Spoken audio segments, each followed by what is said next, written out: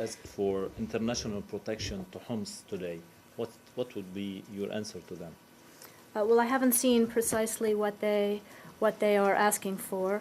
You know, I think among the things that we can do is what we have just done here today and which we'll continue to do, which is in an environment where there is no journalistic freedom, where international observers have been rejected repeatedly, including observers offered by the Arab League, that we can speak out about what we know and we can make clear what kind of brutality the people of Homs are facing.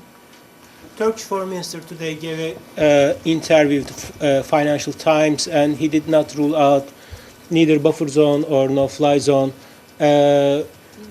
Last week, NATO General Secretary Rasmussen looked like he did. Do you think this might be one of the agenda items tonight that will be on the table?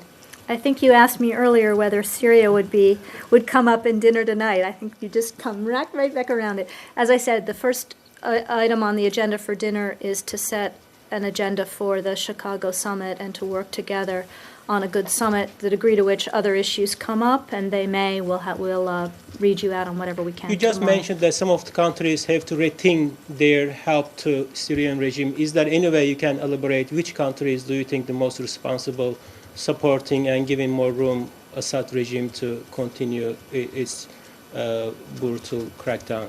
Well, I think we've been clear here that we're looking for as many countries as possible to match the kinds of steps that we've taken, the kinds of steps that the EU has taken, and particularly those countries that continue to trade with the regime and that continue to sell it weapons really need to think twice. Please, Jill. IAEA, Iran. I know the report, I believe, as of the last couple of minutes, has not come out yet, but there has been some reporting. Has the State Department actually seen the report? Do you have any preliminary impressions or anything that you would want to say on it? Will you brief us? And how significant do you think this report will be?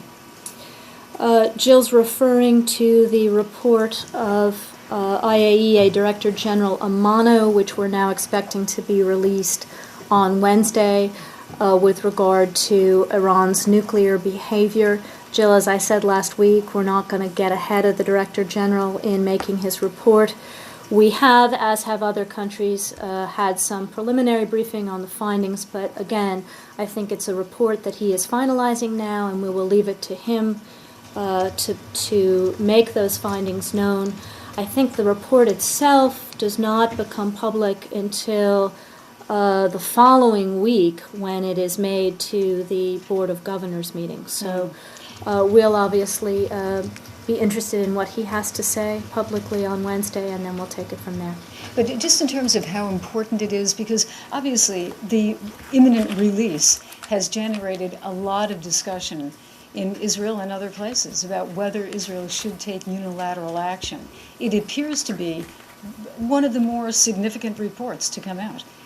How would you, they're all important, of course, but how would you characterize how important this report really will be? Well, again, this is a report that we've wanted to see done. We've wanted to see it done in a very thorough and fulsome manner. As a participating country in the IAEA, we have offered our support and U.S. national contributions to the conclusions of the IAEA. But we don't want to get ahead of the Director General, so I don't want to go further than that. Findings. My understanding was that the annex had been circulated, but not the conclusions. Do you mean that you've been briefed on the conclusions from the report, or just that the annex has been circulated to the Board of Governors members? Again, I don't think I spoke to or having seen any text at all. No, you said we've been briefed on the findings, though, and I'm trying to figure out if you mean the conclusions or just what's in the annex. Again, I think I may have gone further than I intended in terms of exactly what we've been briefed on. I think we've had a sense from the Director General's office of what the report will encompass and some of the places that it might point to difficulties. But again, until the report is finalized, until he briefs it, it's not finished. So I don't want to get ahead of him. Victoria, explain to us, if you will, the possible differences between the IAEA report and Iran's right under the NPT, the Non-Proliferation Treaty, which really allows it to do an enrichment program and so on. I mean, why is all this noise suddenly that now we are hearing, when they really are in fact allowed to do an enrichment program? Well, Saeed, as we've said many times before here, the international community does not have a problem with a peaceful energy program by Iran so long as Iran is completely transparent with the IAEA and allows full inspection of its facilities. The concern is, first of all, that it hasn't allowed the kinds of full and complete inspections and exchanges of information that can reassure the international community. And on the contrary, we have information to indicate that Iran is enriching to a level of 20%, which is well above what you need for a civilian power program, etc. So there are a number of concerns, not only about transparency, accountability, and allowing and meeting its obligations for inspections by the IAEA, but that what is going on in Iran goes well beyond what is required for a peaceful energy program. So explain, if you will, former Secretary of State Condoleezza Rice the other day said in justifying going to Iraq, there was a nexus of terrorism and the possibility of nuclear weapons. Do we have that nexus in Iran? Is there a nexus of terrorism, supporting terrorism, and possible nuclear weapons, in this case justifying a military action against Iran? So why are you reluctant to support such a military action? Saeed, I think you're taking me way down the track on things that we're going to be talking about later in the week. So we've spoken about on all these issues recently. Please. Can you describe charges against diplomatic security agent Christopher Deedy in connection with the Honolulu shooting, and whether he was there for APEC or on State Department business? Well, this was a tragic incident in Hawaii over the weekend. The circumstances of this case are under investigation. I'm not going to comment any further on the details, given that there are ongoing investigations, and the State Department is cooperating fully with law enforcement in these investigations. He was in Hawaii on State Department business. For APEC, was it? Yes, to support protection of dignitaries for APEC. And you can't say what charges are against him at this point? I would refer you to Hawaii law enforcement. Thanks. I had a follow-up about the Yeah. IAEA report. If they don't... Why don't we finish? Do you have anything further on this, Yeah, Brad, it's just or we're bouncing back and forth. do you want to finish on Yeah, this issue? can you, has he been put on leave or anything, or is he still a full and employee of the State Department? Well, he's obviously a full employee of the State Department. We do have established procedures for any agent who has engaged in the use of deadly force, either on duty or off duty. The incident has been referred to our Office of Professional Responsibility, and he's on administrative leave while these procedures go forward. But he's obviously still an employee of the State Department. And being paid, right? On administrative leave? I believe so. If that is not correct, we'll get back to you. Have you had contacts with him? Has someone in this building reached out to him? Yes, we've of course had contacts with him. And has this individual been on foreign travel in the past, or is he someone specifically for American details? I can't speak to his past assignments. Okay. I had a technical question about the Yeah. report, actually. They don't allow to inspect the field in Iran, I mean the IAEA inspectors. What is the main source of this report? I mean, as a member of IAEA, board members of IAEA are providing intelligence to the IAEA for this report. What is the main source before they prepare this report? Well, first of all, I'd refer you to the IAEA on the specifics of what goes into its report, but the IAEA regularly updates its board members with regard to ongoing work in countries of concern. So in the first instance, it's a report of the IAEA's own efforts to inspect and work with Iran to provide the kind of assurance and transparency that the international community requires. And then member states can obviously contribute to the knowledge that the IAEA has with regard to Iran's program. Did you contribute to the IAEA? I think I'm not going to go any further on this IAEA report until we see what he has to say, and then we'll comment further. Please. The Assistant Secretary Blake would be traveling to Maldives for the SAARC summit. Iran. Yeah, if we still have more on Iran, what else? Given the disagreements in the past with the Turkish government, about this time, have you talked to Turkish government in terms of coming out report next week, or on the economic sanction side? Is there anything that you have been talking to Turkish government on the Iran? Well, we regularly talk to the Turkish government on Iran. It comes up every time the Secretary meets with Foreign Minister Davutoglu.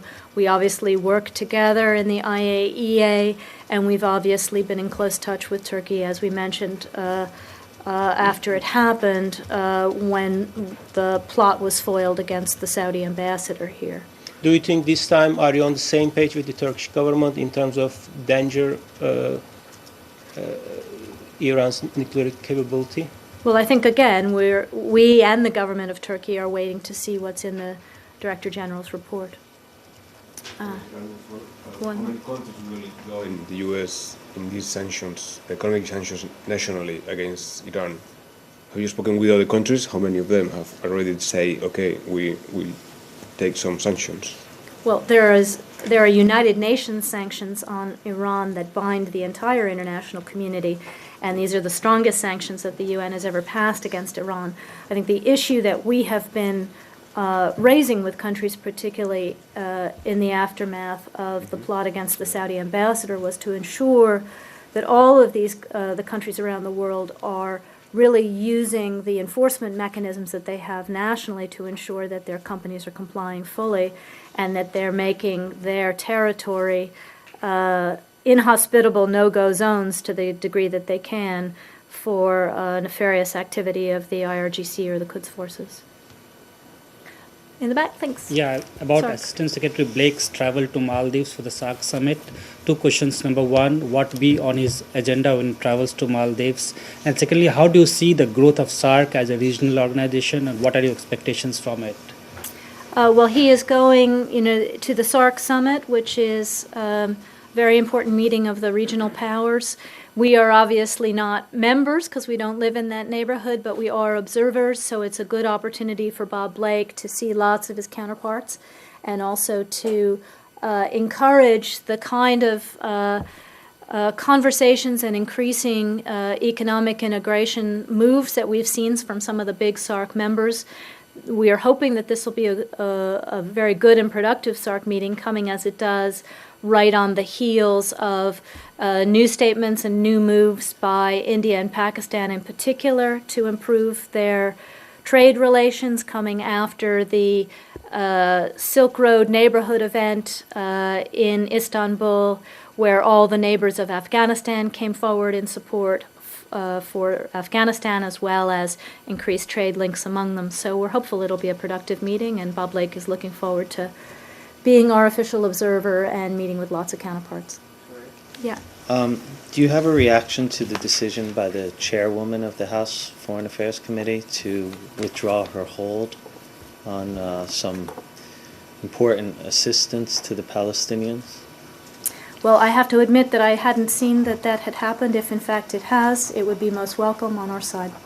And this was aid that, if I remember right, you had spoken to Israeli officials to ask them to speak to some key Republican legislators about stressing the importance of this money going through?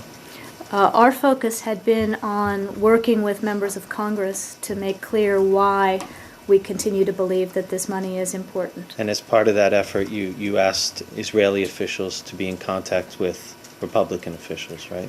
Israeli officials have the same interests that we have in ensuring that we can all support stability in the Palestinian territories. Whether or not they were in contact with members of Congress, I can't say. But can you say, I mean, Brad asked you a couple times whether you would ask them to be in contact. Has the U.S. government done that, or has it not done that, regardless of whether they did so ultimately? Beyond saying that we have been in regular contact